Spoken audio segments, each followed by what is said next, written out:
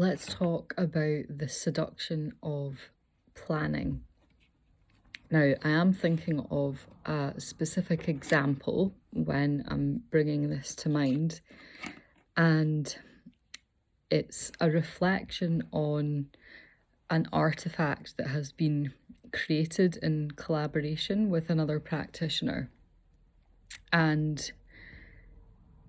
looking at the end result or the product or what has emerged through that relationship as something tangible, something that is useful, something that has a clear objective to it, and thinking about how that initial relationship emerged and the process of actually coming together and deciding to both pour energy into something with a kind of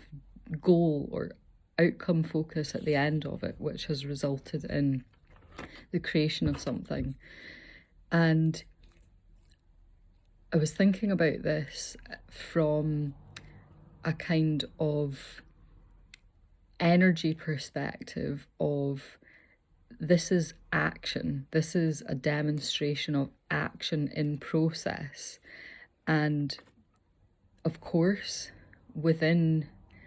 this dynamic where there is dialogue, there is planning, there is organization, there is structure woven into bringing ideas and concepts and philosophies together and trying to find where the intersection and crossover is, and actually allowing that to be a source to birth new ideas and to innovate on things as well. So that has been a really enjoyable process and an interesting experience to think about the space from which that emerged, or the environment from which that opportunity emerged. And it kind of brought to mind this sense of timeline, and where this seduction of planning can be this sort of trickster energy, in a sense of we can come together in groups, in communities, in the workplace, wherever it is, as teams of people, and we can problem solve, we can discuss, we can plan, and never actually do anything, never actually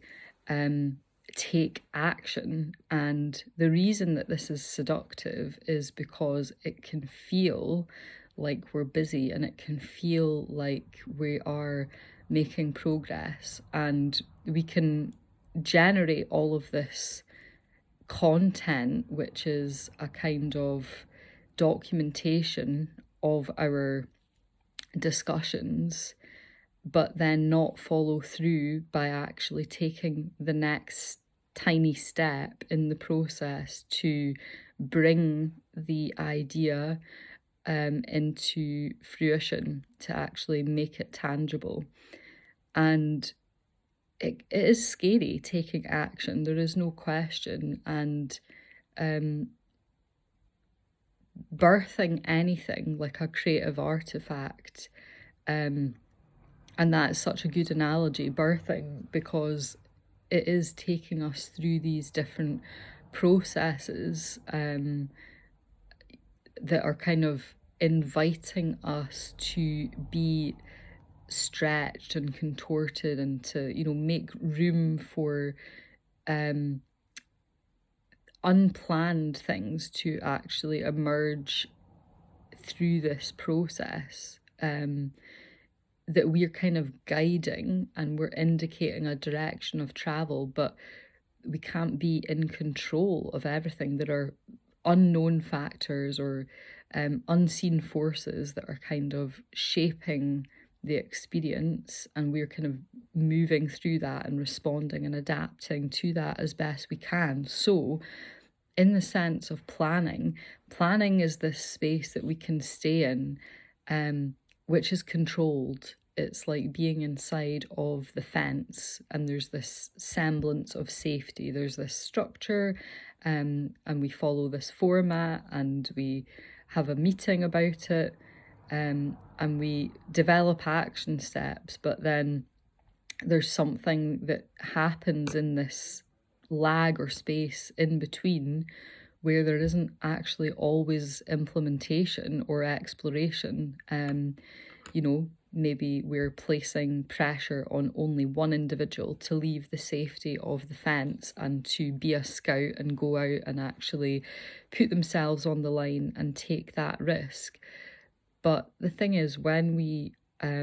are collaborating and working with others, the safety in numbers piece gives us strength and resource to actually say, look, let's open the gate, let's go through this doorway, let's set a course and head to this next point on the horizon that we've all seen and acknowledged, and let's use our shared expertise to help us all get there, so that we're bringing then the skills of the whole group of people or the team. And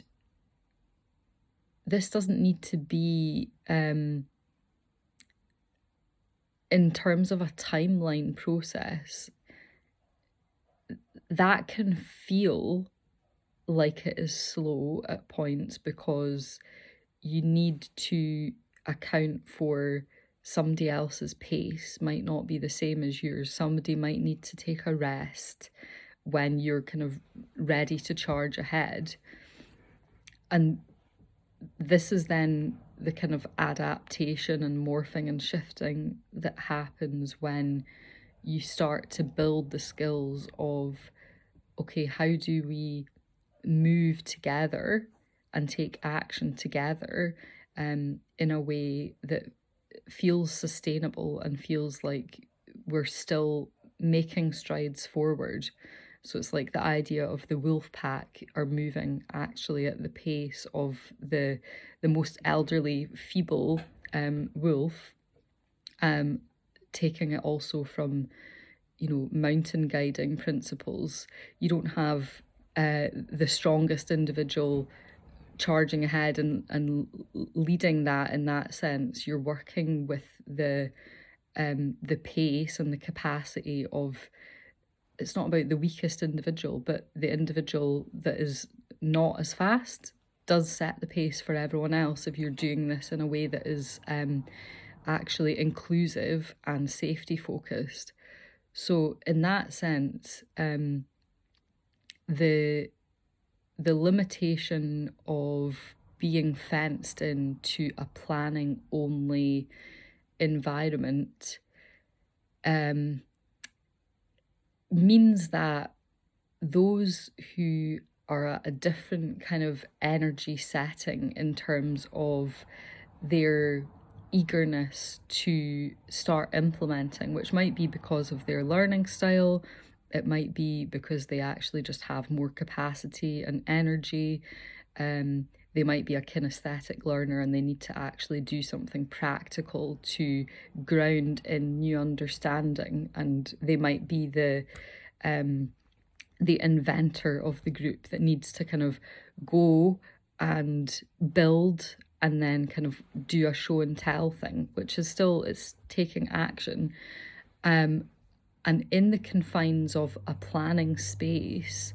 energies like that become suppressed, or they don't actually have room to flourish, or they're not properly supported because there is a kind of rigidity to, let's pick up and problem solve and scrutinize, and then still, because there has not been movement forward, there can be a stagnancy then, in terms of then,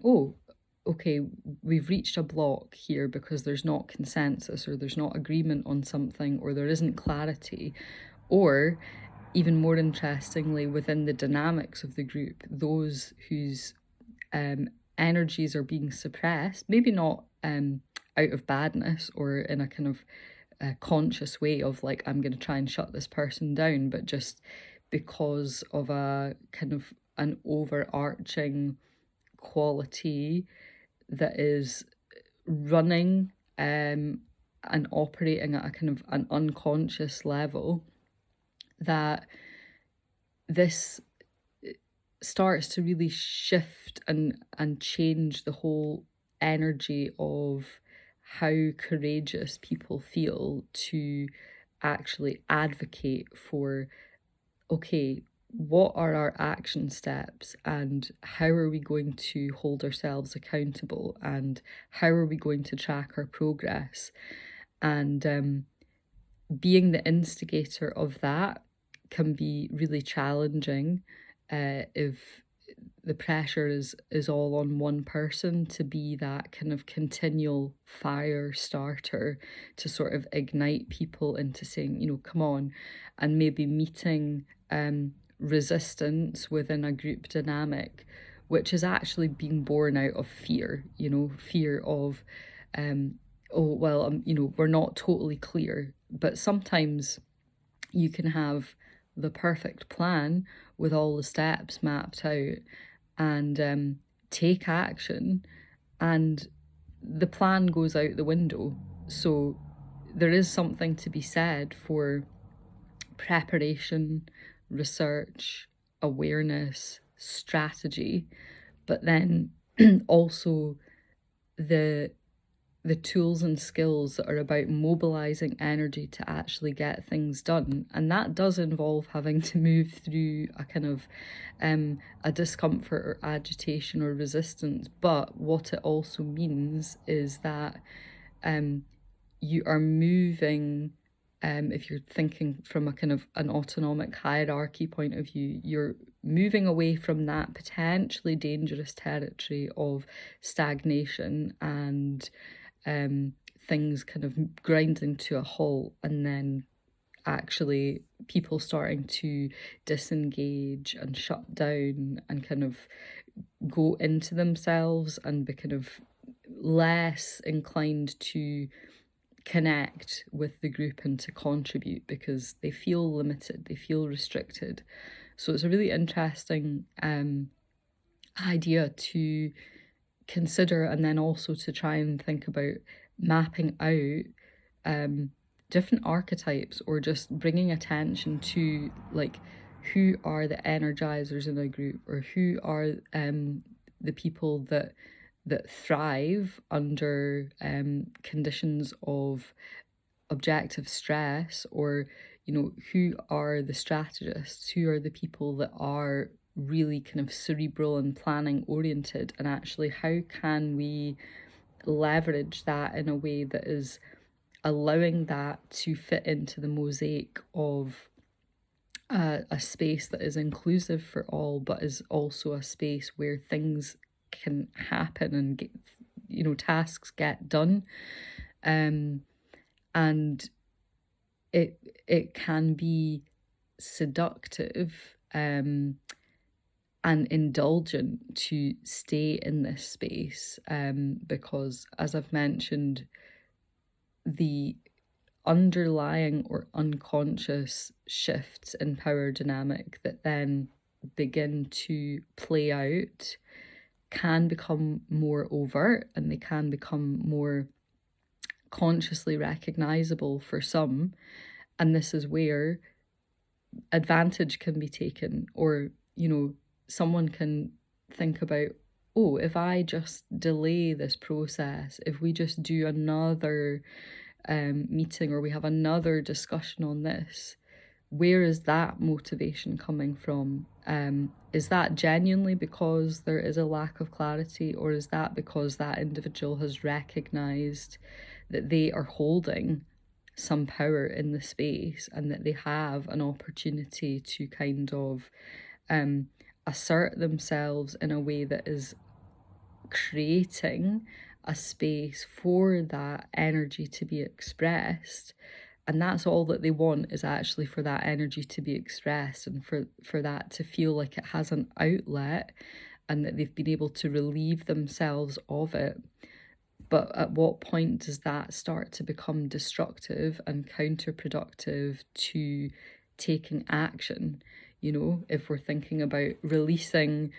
energy into a space that is confined by four walls, then does that bounce around and then kind of create havoc for everyone else? But if the gate is open and there's an opportunity for